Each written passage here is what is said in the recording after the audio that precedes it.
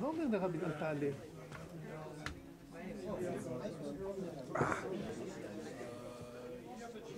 אין לי כוח. זה השעות הקשות של אחר הצהריים. צהריים הרבצתם פה כולם מה שהרביצו עכשיו זה כולם בין גרפס לגרפס. את המוזיקה הזאת ברשת ב' עושים אותך לישון. על השחיטה הראשון. כשאני אבוא בכלל כולם כבר... לא, אנחנו ניצור מצב שכולם יכעסו עלינו, אז יתעוררו.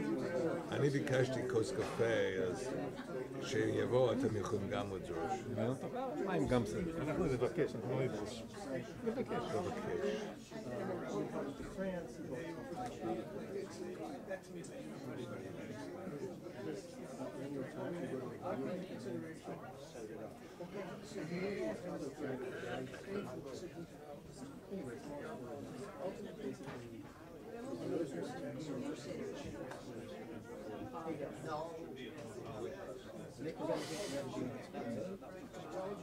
After he became the champion, and all people should be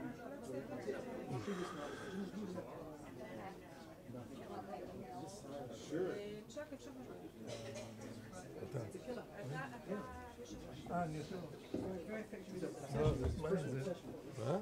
לעמוד, טוב. Good afternoon. שומעים? לא. לא. דניאל. שומעים?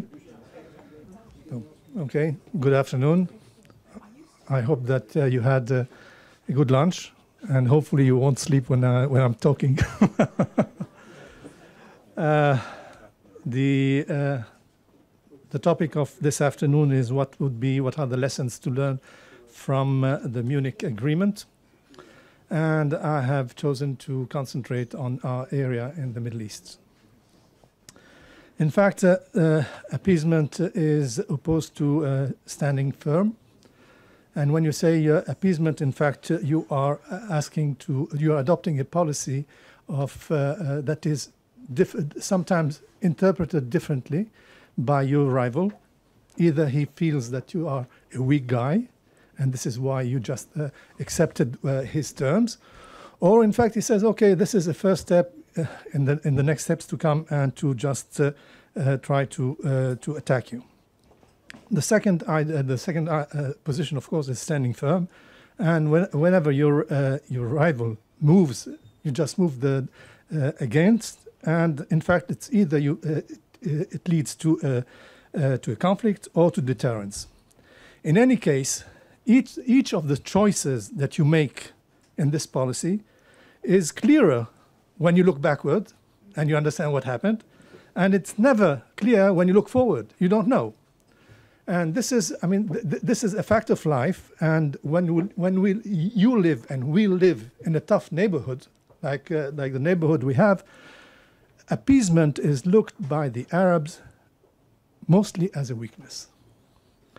And instead of deterring, it becomes, I would say, it becomes an option just to try to provoke Israel more, to provoke Israel into, and to see what are the limits of this provocation.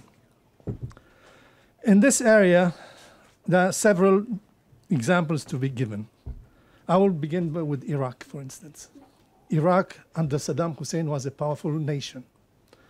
And Turkey and Iran had plans to divert waters from Iraq. The Turks wanted to build, they had a scheme of building 22 dams in Anatolia, stopping the Euphrates and the Tigris, and the Iranians through the Sarwan and the other tributaries of the Tigris wanted also to divert. Saddam Hussein just told the Turks, if you build the Ataturk dam, I will bomb it. And the Turks stopped it.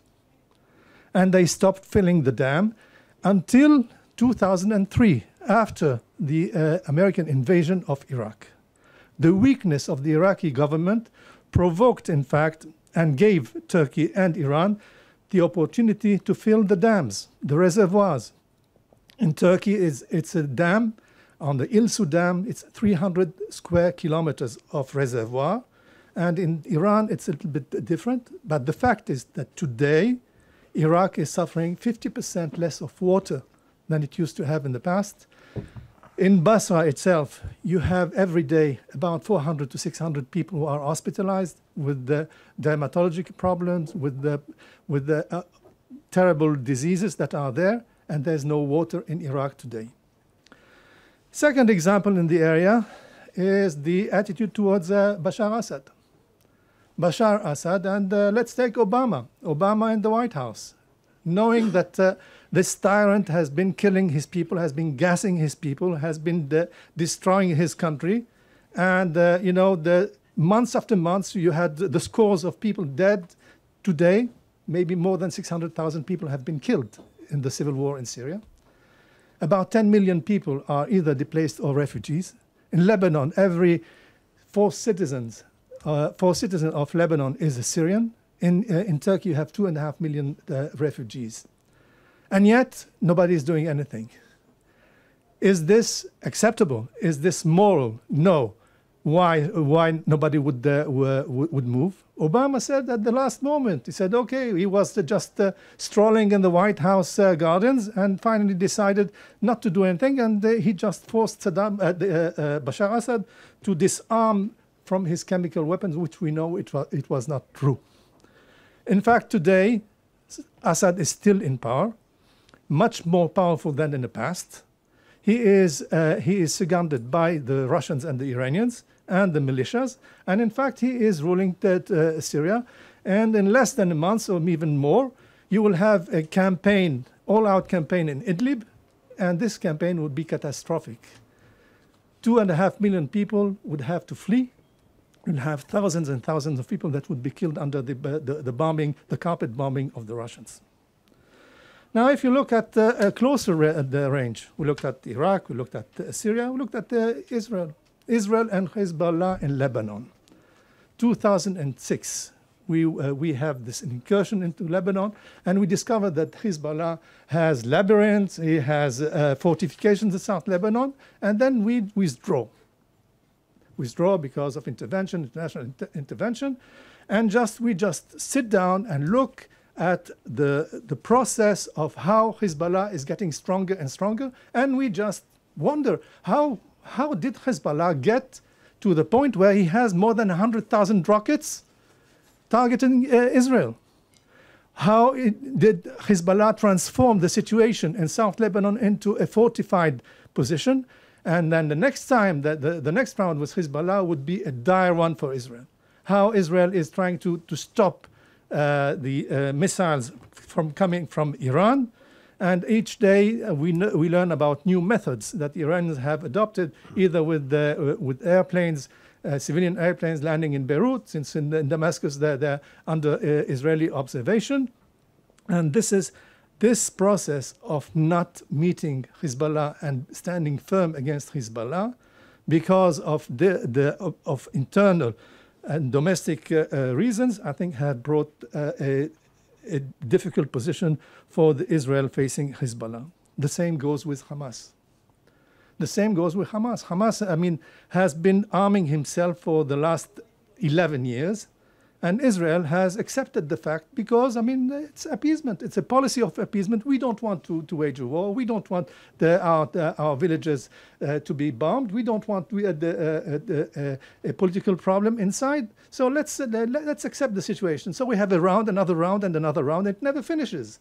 And now that today the Egyptians have announced that there no more contacts concerning the Hasdara. What is the so-called Hasdara? The so-called stopping of war with the belligerence with Hamas. As far as Iran, maybe Iran is the only target that Israel right now has taken as a tangible target. We have learned yesterday that Israel has stricken in Syria more than 200 times, our Air Force, and we have targeted all the missiles and weapons that have been sent by Iran into the area. And I believe that this is the way Israel has to behave vis-a-vis Iran. The problem is with Iran is that if we remember the Iranian-Iraqi war lasted for more than 10 years, and I don't know if we have enough oxygen in our lungs in order to continue to fight the Syrians, the Iranians in Lebanon. Finally, maybe a last example of this appeasement versus standing firm is Shamir's government in during the first Gulf War. The fact that Israel did not respond or did not react to Iraqi bombing was interpreted by everybody that as a very as a good choice, and certainly has given Israel a lot of leverage in its international relations abroad. Basically, I believe that, as I said, we live in a tough neighborhood, and we have to deal with our neighbors the way they think and the way they behave. Cooper told me yesterday about a seminar that was held in Bar Ilan about the Oslo agreement and about the very sequence where Arafat comes the first time into the area, and in his car are hidden two most famous terrorists. And it is up to the local commander, Yom Tov Samia, to decide, because he calls the prime minister, and the prime minister says, "You are the one on the ground, you make your decisions." And instead of saying and telling Yom Tov Samia, "You tell this guy," I won't say another word about it, to turn around and to go back from where he came, and the next time he comes here, let him come clean. This is the way we should have treated Arafat. Unfortunately, it was not done because of political reasons. And in this reality, we are in a position where our decisions can influence our fate here. So if you show weakness, you will never have peace with the Arabs. Never have peace with the Arabs. The first occasion that they will feel that you're weak, you'll be just taken over. And this is why our policy has to decide basically on how we adapt ourselves. And in this tough neighborhood, weakness is not the formula that we should accept, meaning appeasement. Thank you very much.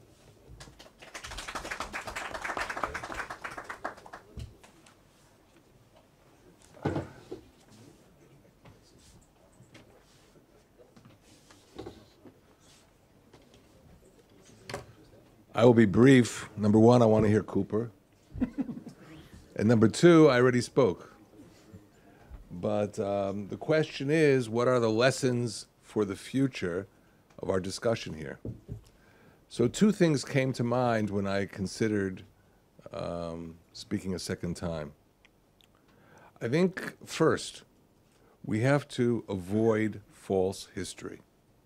Because part of what the forces that want us to appease them are trying to do is make us feel guilty, whatever the story is.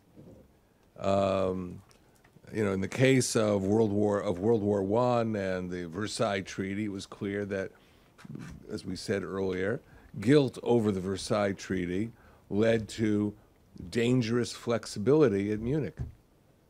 And today, as we said before, the Iranians love to remind the Americans of their role in overthrowing Mossadegh. So even if that is exaggerated, and today historically, if you try to identify why Mossadegh fell, there are multiple factors, and it isn't Kermit Roosevelt of the CIA that is the principal factor. That has still been useful up until recently. So they would weave the story of false history and try and gain something in the field of diplomacy.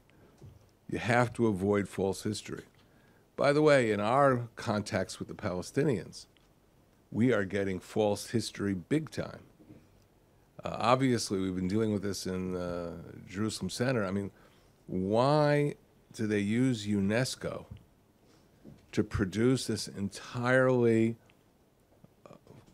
made-up narrative about the history of Jerusalem.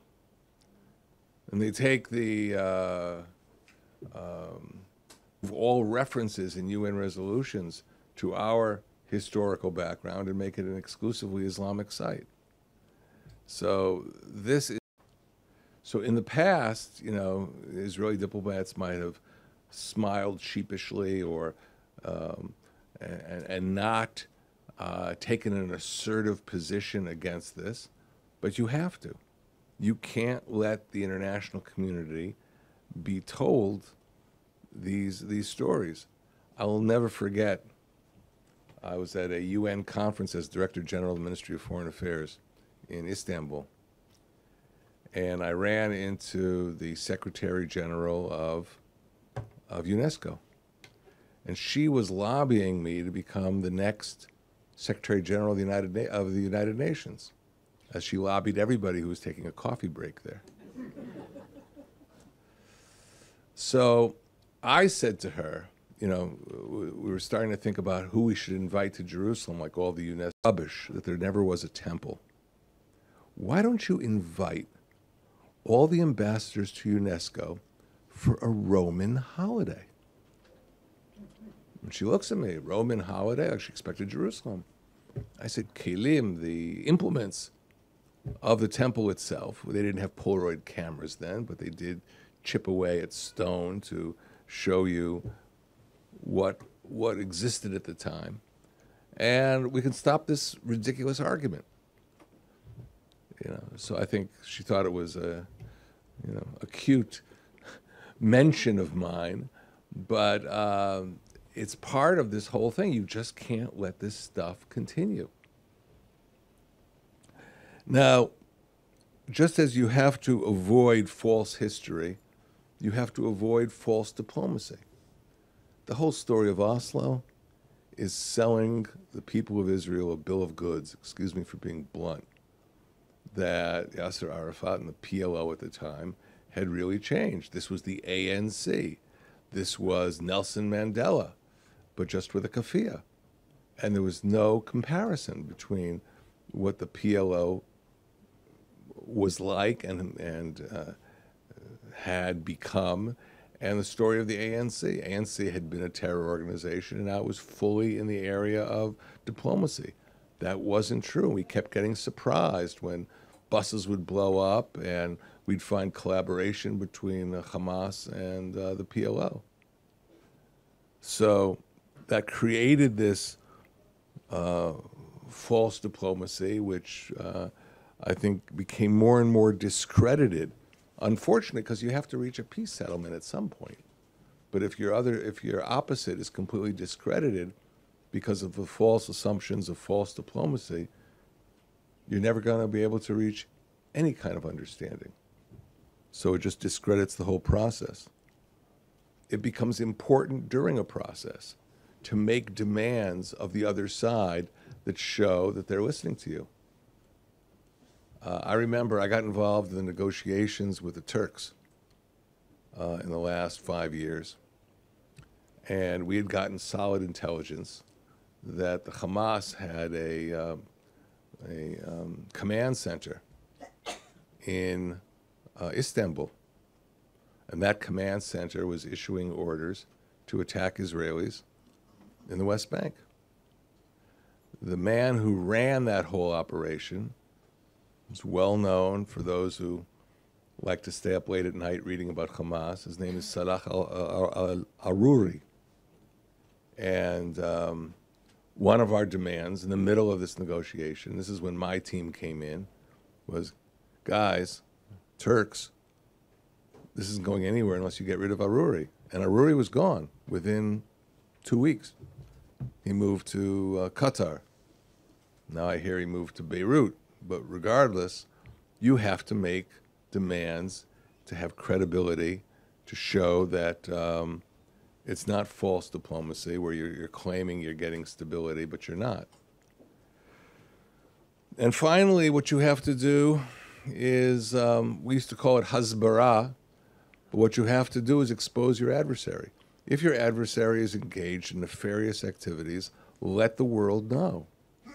Don't sit on the material. And don't be in a position like Stanley Baldwin. If we tell people that the Germans are violating the Versailles Treaty, they'll never vote for us again. Well, show what the Germans are doing, whoever the Germans are and whenever they're doing it. So those are my lessons for the future from this period with in the 1930s, and I think those lessons will remain relevant no matter who is on the other side.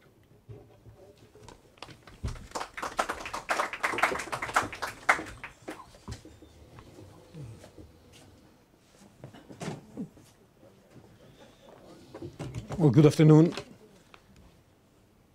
My name is Yossi Cooper-Wasser, and I'm going to, I'm also from the JCPA, and I'm going to speak about appeasement in our time. And there's plenty of stuff to speak about, unfortunately. So I'll focus here in the Middle East. Now, what is the idea of appeasement in our time? And I think it's the idea that if you make concessions to aggression, then you might convince the aggressor that he should stop his aggression. That's the idea. And by that, and you can do that, or even if you consult him, ignoring the answers you get from him. Our friends here from the Czech Republic knows that in the discussions before Munich, this was not mentioned here, the representatives of the Czechoslovakia at the time were in the room, but they were not given permission to speak. And they were forced to actually accept the decisions made on their account. This is important for us as Israelis because much of the appeasement that's going on in the Middle East is on our expense. Now we believe that we are strong, that we can defend ourselves. That's wonderful. And we can. But in crucial matters, our interests are compromised by people we believe that we can trust in.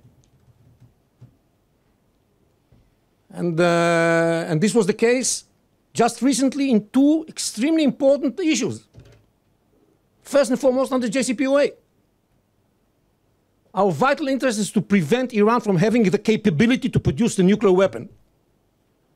This is our vital interest. We know exactly what the Iranians want.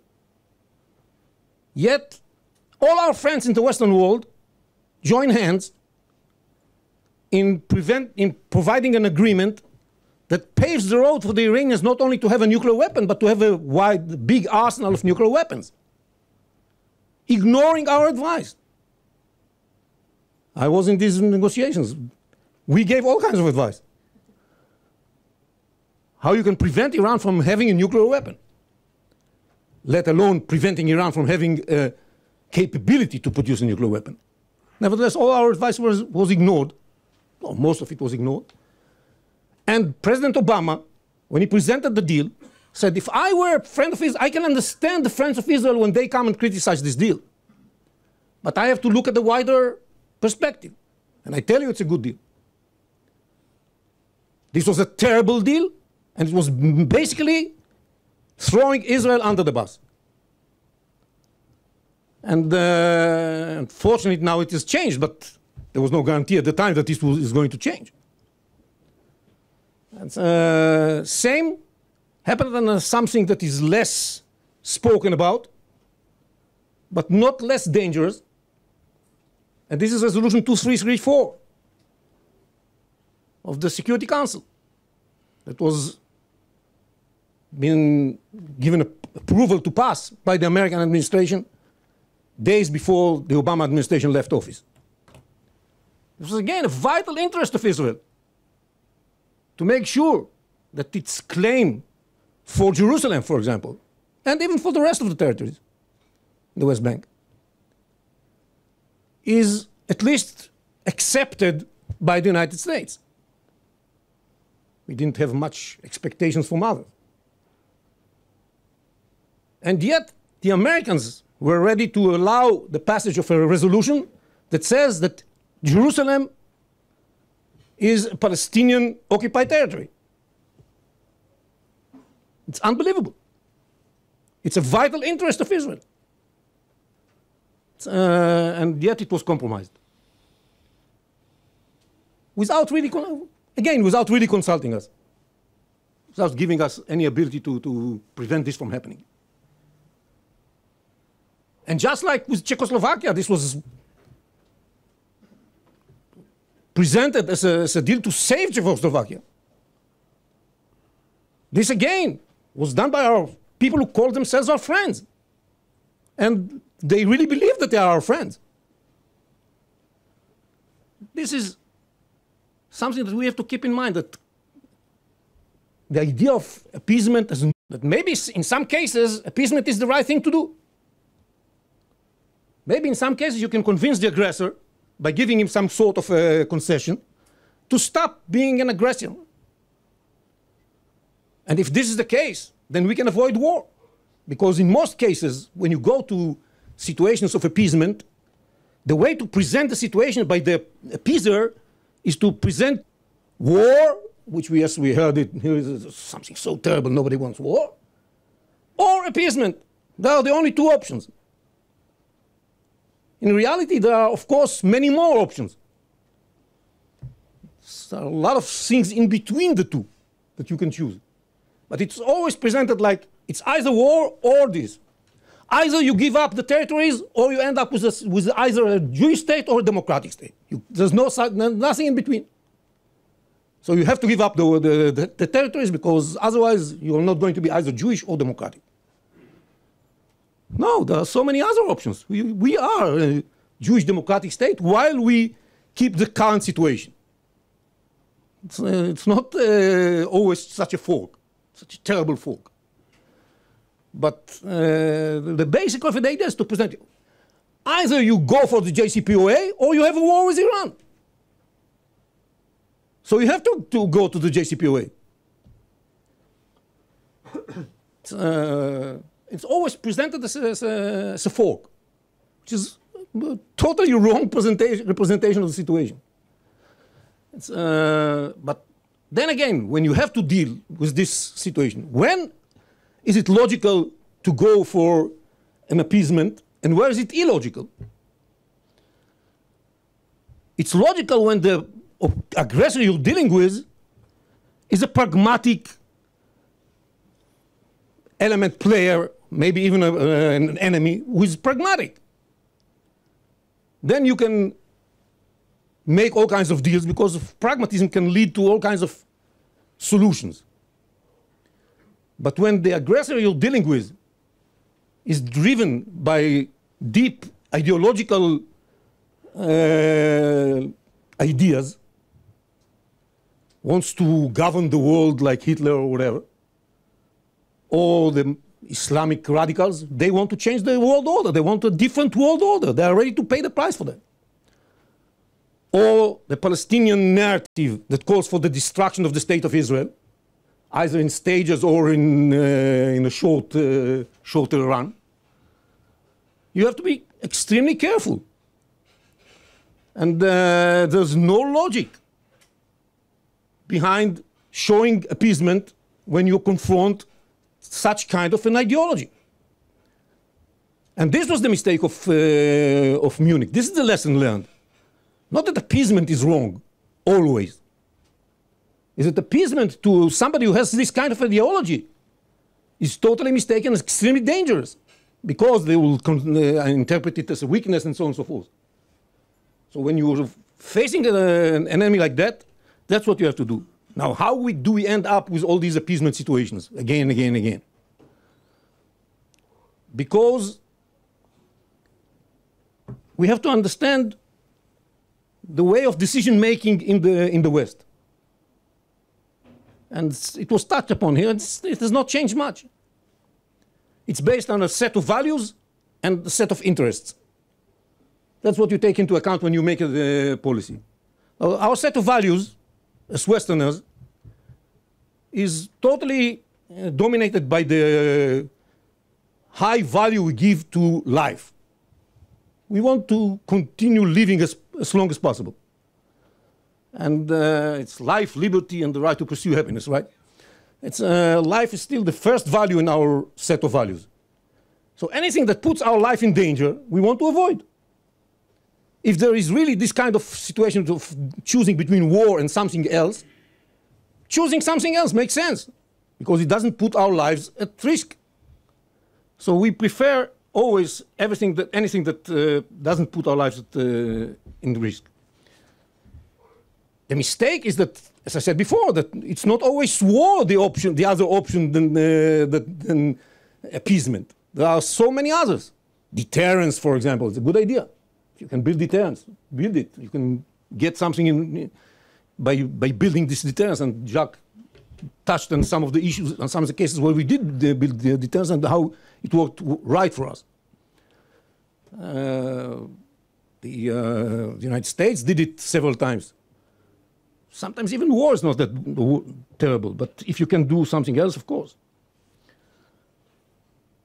Two is that we give a lot of importance in our set of values to peace, which is, of course, the opposite of war. And so that we are always tend to believe that if we don't go to war, we can reach peace. But in many, many cases, peace is not achievable. But we have this craziness about peace. We take it from Christianity that blessed are the peacemakers, for they will be called the children of God. And in Judaism we have Bakeh Shalom and Verotfehu. Shalom is extremely important. Everybody wants peace.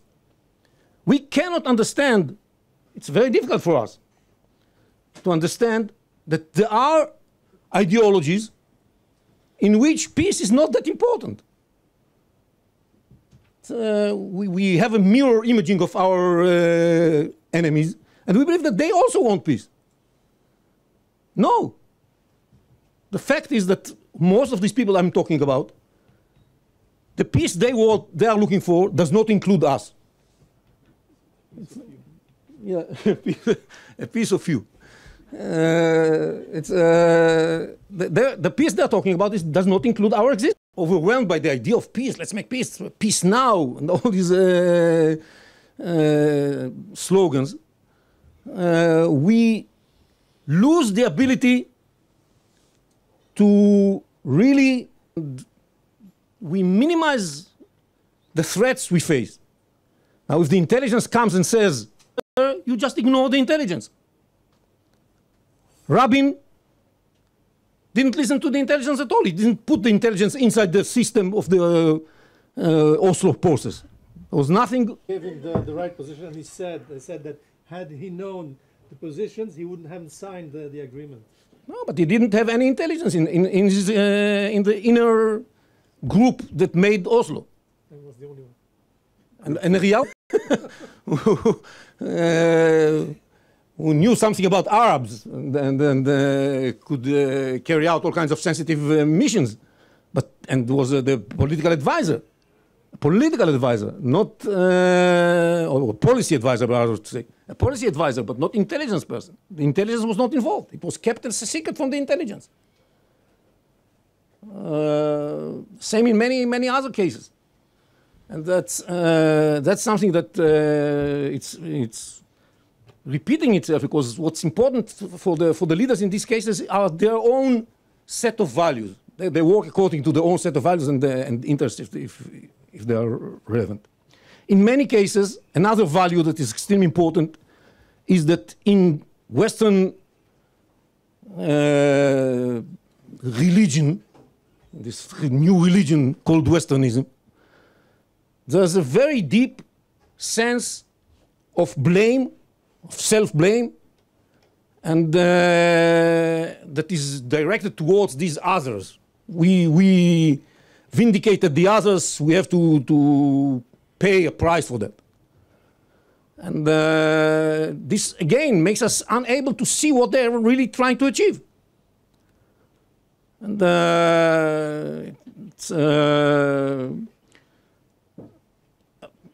fifth issue here is that we lack, in our way of looking at the world, a clear view of what are our red presentation of what is, how unclear are those red lines. And so we can settle with everything. We can give up this and that and this and that. And we can give up almost everything. We never know when we cross it. And then when we realize that we actually came to an extremely poor situation, described the Oslo Agreement as the Trojan horse that the Palestinians have built in order to infiltrate into Palestine and bring about the collapse of Israel altogether. It was out of the horse already. But before that, we thought, okay, so we'll bring some more Palestinians. We'll give them some more weapons. We'll give it the story that Jacques told us. And we ended up in a situation where the Palestinians have built the capability to launch a war of 5 years that costed us 10,000 people. Unprecedented. So it's, and this war still goes on, but some of the rules of the game have changed, fortunately, since then. Seventh, or sixth, I don't remember, is we lack, and this was presented here regarding Munich, our leadership sometimes lack the belief in our own capabilities and in our own belief in the tzidkat haderech, as we say, in just cause, in the fact that we represent a just cause. And when you don't believe that you or that your people represent a just cause, it's very difficult to face the aggressor. And this is combined with the seventh element. Everything is truth. So if you don't believe in the just, that you represent a just cause, and you believe that the truth is, he has his own truth, I have my truth. So maybe his truth is not less important than mine. So maybe he should have the Sudeten. Makes sense. So then you end up in a very poor situation, because you are always ready to compromise. It goes in the same direction. I'm not saying that we shouldn't respect the culture of the others, but we shouldn't lose respect for our own. The last thing that I want to mention in this respect, we are never ready to admit mistakes. I mean, Jacques' story is about when Rabin learned what were Arafat's understandings about Oslo, he said to himself and to Jacques, had I known that, I wouldn't sign this agreement in the first place. But publicly, he went on with the agreement. Even interesting situation, because we cannot admit mistakes. And in order to avoid admitting mistakes, we do exactly what I think it was Melanie in the morning session speaking about, that we give orders not to tell them, not to speak about the mistakes. It's about things that prove that we were mistaken. And this is the willful blindness. We become willfully blind. Everything around us tells us, attacking that, oh, no, nothing. Arafat speaks about Hudaybiyah, Arafat speaks about jihad. No, nothing. Nothing is happening. We already know that we made a mistake. We are not letting ourselves admit that we made a mistake. And this is true. You know, I have a long discussion now with Dan Shapiro, the former American ambassador here. And what he's telling me is that, you know what's our mistake as the Obama administration? Our mistake was that we presented the JCPOA in too rosy colors. We should have said, well, it's the best thing we could have got, which they did say in some cases. But instead of running into telling the story how great the deal is, We should have stated, yeah, well, it has many shortcomings, but when you sum it up, it's a good deal. Instead, we were trying to say that it's a perfect deal, and this doesn't stand because it's not a perfect deal. And so he's at least ready to say that there were some mistakes. But nobody from the Obama administration, the echo chamber until today, is trying to convince the world that this was the best thing ever happened to us. This affected us very deeply in the last 10 years, this attitude of avoiding admitting mistakes. And so we are ignorant, we avoid the intelligence, we are naive about the intentions of the others, and we are willfully blind. And all of these are causing us a lot of trouble. Now, today, for some reasons that are in a way awkward, but for some reasons, we are adopting a new policy. Okay, from now on, we change our course altogether. We live according to the reality. We make a policy based on the reality and not about some sort of a wishful thinking about the other, the wrong thinking about the other. And the basic idea of that, in my mind, is not necessarily in our immediate court, but it affects us immensely. The basic idea here was that, according to the people who believe in appeasing, this is not the case, but in the policy of appeasement, was based on the idea that in facing the radical Islam, or the Islamic world, our counterparts are those who are aggressors. We shall cooperate with the aggressors and appease them, and this will solve our problem. Who are the appeasers? The appeasers are the radical Muslims, radical Islamists. These are the appeasers. So it's the appeasers, the aggressors. The aggressors are the radical Islamists. They are the danger. So what we shall do, we shall appease them. And we shall give them all kinds of goodies that will make them feel that they shouldn't attack us. And of course, we cannot make this kind of policy towards the ultra radicals like Daesh and ISIS and Al Qaeda, but we should adopt this policy towards the two major groups of the radical Islamist representatives, which are the Muslim Brotherhood on the Sunni side and the reformist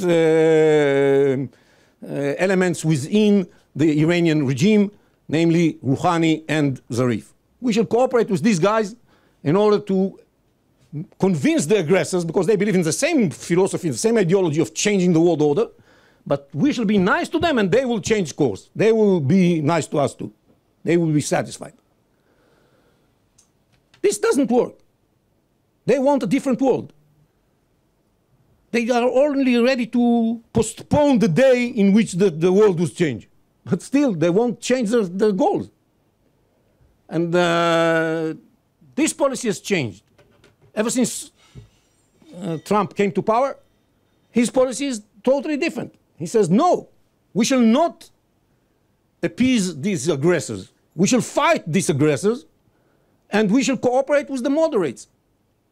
What he considers as moderates, and I will consider pragmatists, because they are not really moderates. And that's why he first went to Saudi Arabia. Unlike Obama addressing the Muslim Brotherhood,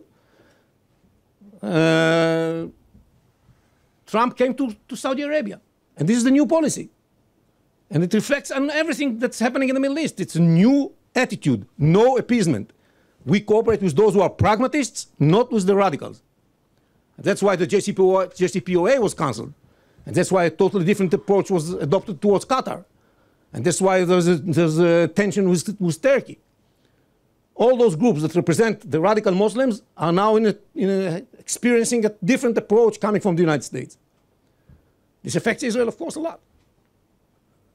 And enables Israel to adopt a new policy. And of course, it affects the Israeli-Palestinian conflict because of the new embassy here and so on and so forth. This is gave us only trouble and suffering. Thank you very much.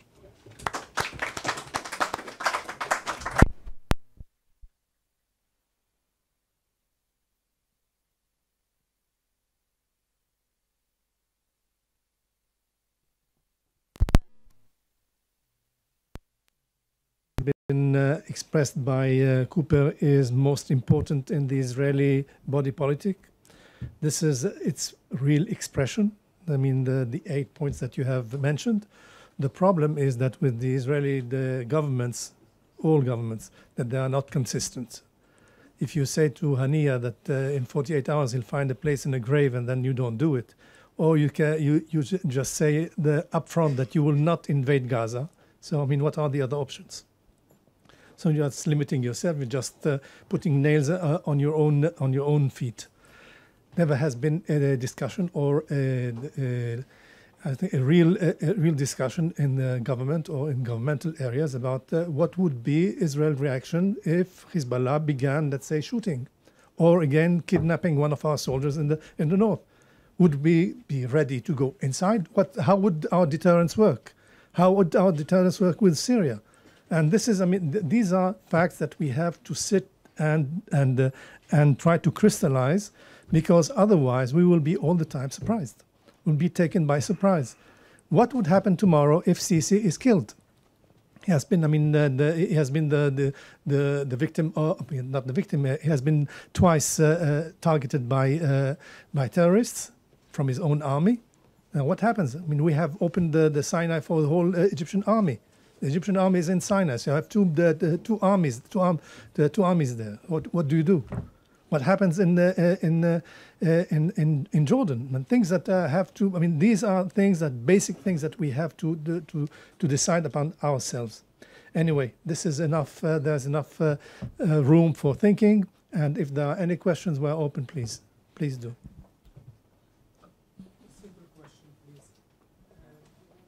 Try to make it short so we can No lectures. no lectures. Quick and short question. Could Israel not have used the opportunity while Hezbollah was involved in the war in Syria to create a pretext and attack the strongholds in Lebanon, thereby removing the threats of 100,000 rockets aimed at Israel? And also, are we paying a very heavy price by releasing one of our kidnapped soldiers or citizen or body parts to the enemy in order to, is that a form of appeasement? Can it be stopped? Can it be reversed?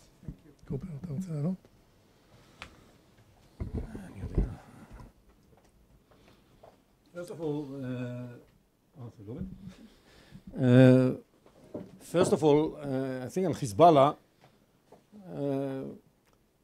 again here, the question is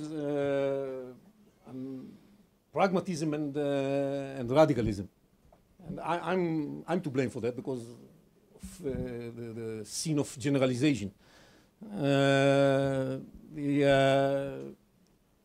We live in a world that already has all kinds of rules of the game that we have accepted. Before you break a certain rule of the game, you have to think many, many times about the implications of doing something like that. According to the rules of the game that has been prevailing between us and Hezbollah, carry out attacks in Lebanon. Okay? This is a rule of the game. We operate, we fly over Lebanon, we do all kinds of things in Lebanon that they don't like, but we don't carry out attacks. And in return, Hezbollah is supposed they can have more weapons, but their weapons should be left at a certain level of capabilities. Okay? Now, the question of maybe it's not a wise idea to stick to this, there was sometimes a logic of letting these weapons rotten if there's no eruption, so on and so forth, but that was left. Now, what we are witnessing today is an attempt by the Iranians and Hezbollah to change the rules of the game. on their initiative. And this change is transparent through the effort to build in Lebanon, not outside of Lebanon, to build in Lebanon a factory that would enable Hezbollah to improve the capabilities of their weapons and to turn them in. Israel has made it clear that it's not going to accept this change in the rules of the game. And this is the issue that is today at such a high stake. Because it seems that Hezbollah insists on doing that. And those flights that everybody was talking about the last few days, the civilian flights that brought with them all kinds of capabilities into Lebanon, most probably was about bringing some stuff to those new facilities that they want to use in order to produce this kind of weapons. The reason they did it is not that they want to change the rule of the game because they understand there's a risk with it. The reason they did it is because they failed in changing the situation without building these facilities inside Lebanon. They are trying to build them all the time in Syria. And as you probably hear in the news, we keep bombing them. That's the battle we are witnessing right now. I think in this battle, Israel is very decisive and resolute. We don't let this happen. And that's the 202 attacks that the army was speaking about yesterday. Sorry? 3 after yesterday. Yes. Who counts? Who counts? Those 203 attacks are meant to prevent that from happening. So there is a battle. So it's not true that what you're saying, that we are ready to live with it. We are ready to live as long as the weapons that Hezbollah has are statistical weapons. Now, between me and you, when you have more than 100 arithmetic Combination. Calculation, then you get to the conclusion that one of them may hit the target. Okay, so you should be very cautious about it anyhow. But this is the battle that is going on. And just concerning to your question, just relating to your question, Cooper has given you the Israeli point of view. The Hezbollah point of view was exactly what you think.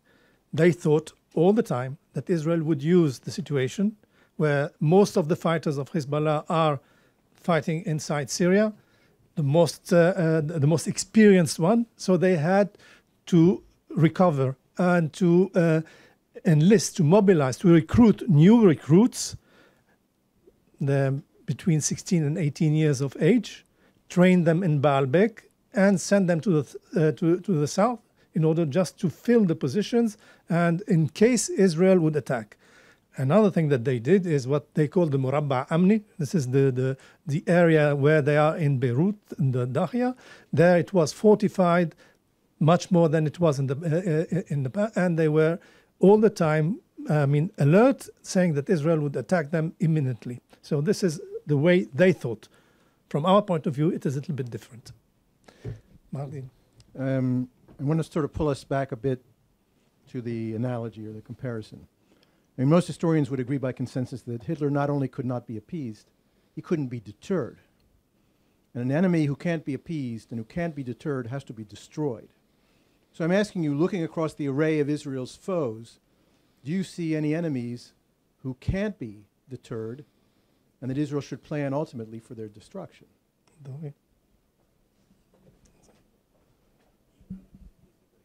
Anyone want to take that? Okay. Look, basically, if you do remember, 1992 intelligence officers, not all of them, were against killing Hussein Moussaoui, at the time the Secretary General of Hezbollah, Abbas Moussaoui. And Abbas Moussaoui was replaced by Nasrallah. The bad guy was replaced by a worse guy. So this is what you have. As I said, we live in a bad neighborhood. I don't know if tomorrow, if Hassan Nasrallah is out, then we will have somebody who will be more lenient to speak to us. Look at what happened in Hamas. The change of leader of Hamas is some guy, a guy who spent some years in Israel. He believes that he understands the Israeli mentality, and this is what he's doing there. He is playing with us. Now, if we kill him, I mean, the one will be different? No. It's different. It's in their ideology. We have to put it in our mind. We are refusing the existence of an entity who's not Muslim. Or the Lebanon, we know. They are doing, if they could, they could have done the same here. Faisal Husseini, as Cooper said, we're talking about the Trojan horse. So we have to be alert all the time, and our deterrence is in our force, in our strengths. If we don't believe in that, and if we don't work in this avenue, then the whole dams are any place. There's no going back. Excuse me, I'll give an answer to your question. I think one of the cases where I'll give an answer to your question, and this is not on. One of the cases where we saw even the Islamic Republic being affected, essence, changing its policy because of the overwhelming force used against it, was a decision of Khomeini to stop the Iran-Iraq war. So I would an analysis that would say, if the other side is convinced that he may actually be destroyed, that he will lose his regime, he may change his policy. But that requires overwhelming force and an ability to convince them the ethos of Western warfare. But it may be necessary in order to get them to fundamentally shift. I'll say something else. In more and more remote areas of the Middle East, we know all about Yemen. One of the discoveries I made in the last few months, going back to May, was through their embassy in Algiers to the Polisario, who are fighting in what's called the Western Sahara. This became such a revolutionary development for the Moroccans. The Moroccans cut diplomatic war locally with Morocco against Iran, in Algeria, against the Polisario. It has to be done by the Moroccans to protect themselves with the full backing of the United States, not on a desert units in North Africa.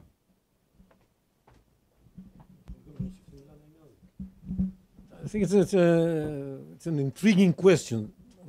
I think most opponents that we face can be deterred.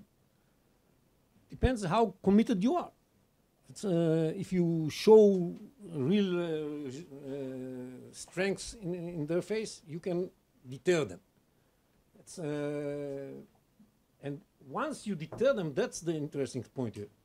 Once you deter them, they will have to reconsider their policy altogether.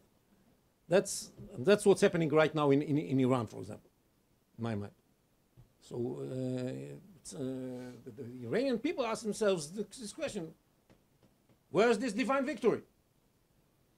We can hardly live, and the real is 140,000. What was presented this morning here, I think it was Fiamma mentioned it, that when there was an appeasement approach, the generals of this ideology does work. When they're faced with a real opposition, with the situation, when they look at us and the United States, they are in a state of fear about what's expecting them. They still have some hope in Europe. That is fading away gradually, but they still have some hope in Europe. And when the German deal alive, it's some sort of a last star in the skies. But if they see a very clear attitude from the West, they will. The regime is going to be in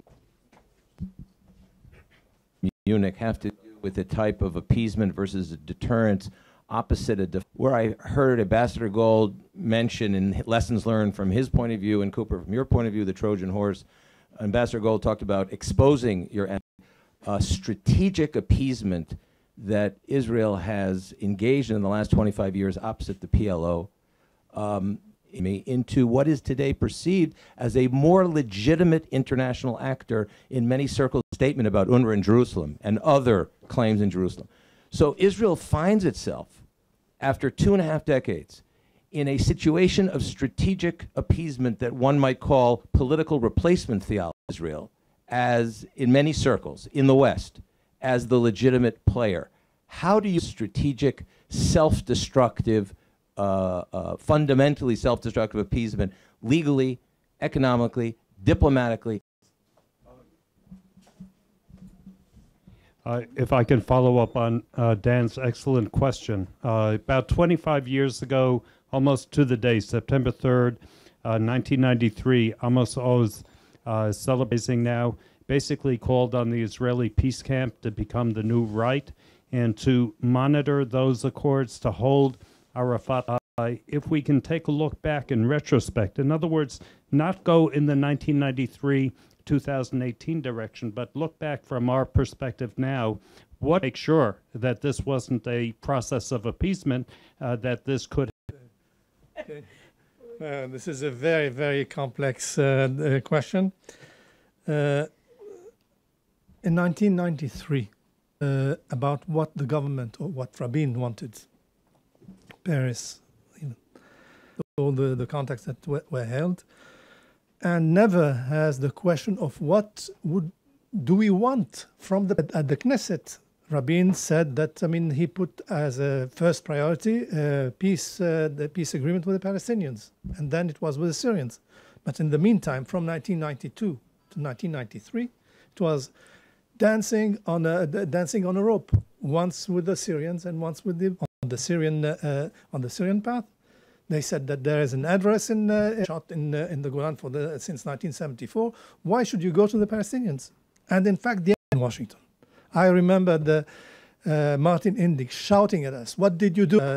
As the Cooper said, the policy advisor, and I knew about the contacts only in August, 16th of August, 1993, and then 13th of September.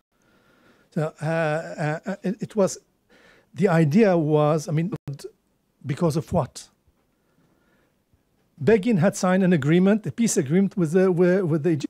When he came back to Israel, he was attacked by his own party. You're crazy. What did you do? On what did you sign? Autonomy for the Palestinians? And we began seeing from Arafat was just playing with the local leadership. We have to have a light autonomy light. We went to Beirut in order to get a light autonomy. And in fact, what we did was to try to ask Arafat, to compel Arafat to leave Beirut to Tunis. And the Labour government brought him back from Tunis, not to an autonomy light, but to a possible state. This is what happened. Now, if you look at the historical perspective, this is completely illogical. You are bringing your own enemy at home. You are bringing him inside and say, okay, please sit with us. Do you really believe that Arafat wanted peace? He wanted. I remember one of the nights in Tunis, 3 o'clock in the morning. He said, Jacques, why don't we think about a possible rotation? I would be once your president, you, and then somebody else will be president. I said, it's a very interesting idea. The thing is there. That we had our thoughts. Our thoughts was the Paris guys were sitting there and laughing and said, okay, now we can we can put Paris as a candidate for a Nobel Prize. They thought, really, they believed that there's a quid pro quo here. We will give him Gaza and Jericho, and we'll keep the West Bank for us.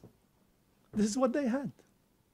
So, the whole thing now you're asking, it's impossible to go backwards. It's impossible. You have just to limit the damage control all the time. this is what we can do. If you don't pronounce yourself and say, okay, what do you want? What do you want to do?